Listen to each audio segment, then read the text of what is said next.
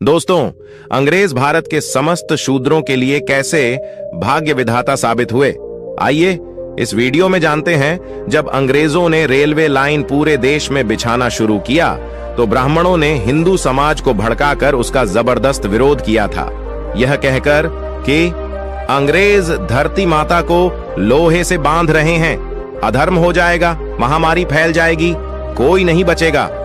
कई जगहों पर दिन में लाइन बिछाई जाती थी और रात को उखड़वा दी जाती थी।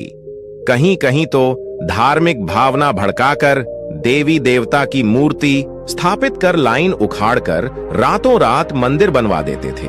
यदि आपको इसका आज भी प्रमाण देखना है तो गाजीपुर जिले में दिल्ली कोलकाता रूट पर दिलदार नगर जंक्शन स्टेशन पर उखाड़ी लाइन पर ही शायर माई का रातों रात मंदिर बनवा दिया था। अंधविश्वासी जनता के जबरदस्त विरोध के कारण अंग्रेज मंदिर नहीं हटावा पाए थे, इसलिए ट्रैक को उन्हें मोड़ना पड़ा। आज भी दो ट्रैक के बीचों बीच यह मंदिर मौजूद है। ब्राह्मणों ने रेलवे का विरोध इसलिए किया था कि हम लोग शूद्र के साथ नहीं बैठ सकते हैं, पृथ्वी पर अधर्म हो जाएगा। हम लोगों के लिए अलग बोगी, नहीं तो डब्बे में ही अलग से ऊंची सीट ब्राह्मणों के लिए बनाना पड़ेगा, तभी हिंदू धर्म की पवित्रता बनी रहेगी। ब्राह्मणों के विरोध के बावजूद अंग्रेजों ने रेलवे के रूप में बहुत बड़ा उपक्रम भारतीयों को दिया, एक नरबली, जो कि शूद्रों की दी जाती थी। अंग्रेजों ने इसे रोकने के लिए 1830 में कानून बनाया था।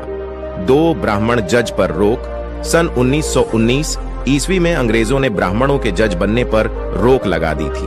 अंग्रेजों ने कहा था कि इनका चरित्र न्यायिक नहीं होता है। 3 शासन में ब्राह्मण को शासन व्यवस्था पर ब्राह्मणों का 100% तक कब्जा था। अंग्रेजों ने इन्हें 2.5% पर लाकर खड़ा कर दिया था। 4 संपत्ति का अधिकार। अंग्रेजों ने अधिनियम 11 के तहत शूद्रों को 1703 ईस्वी में संपत्ति रखने का अधिकार दिया था। 5 देवदासी प्रथा अंग्रेजों ने ही बंद कराई। इस प्रथा में यह होता था कि शूद्र समाज की लड़कियां मंदिरों में देवदासी के रूप में रहती थीं। पंडा पुजारी उनके साथ छोटी उम्र में बलात्कार करना शुरू कर देते थे और उनसे जो बच्चा पैदा होता था उसे हरिजन कहते थे।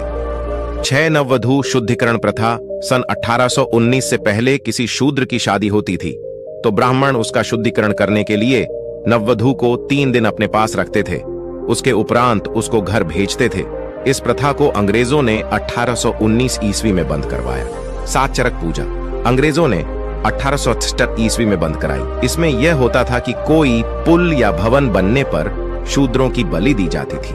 8 गंगादान प्रथा। शूद्रों के पहले लड़के को ब्राह्मण गंगा में दान करवा दिया करते थे, क्योंकि वह जानते थे कि पहला बच्चा हृष्ट पुष्ट होता है, इसीलिए उसको गंगा में दान करवा दिया करते थे। अंग्रेजों ने इस प्रथा को रोकने के लिए 1835 में एक कानून बनाया था।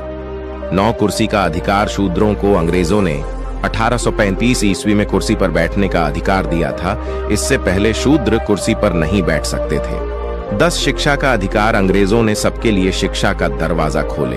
पहले शूद्र जातियों, आज की ओबीसी, एससी, एसटी व सभी वर्ण की महिलाओं को पढ़ने का अधिकार नहीं था। 11 सरकारी सेवाओं में प्रतिनिधित्व। अंग्रेजों ने शूद्र वर्ण की जातियों को सरकारी सेवाओं में गवर्नमेंट ऑफ इंडिया एक्ट के माध्यम से प्रतिनिधित्व देने की व्यवस्था किया।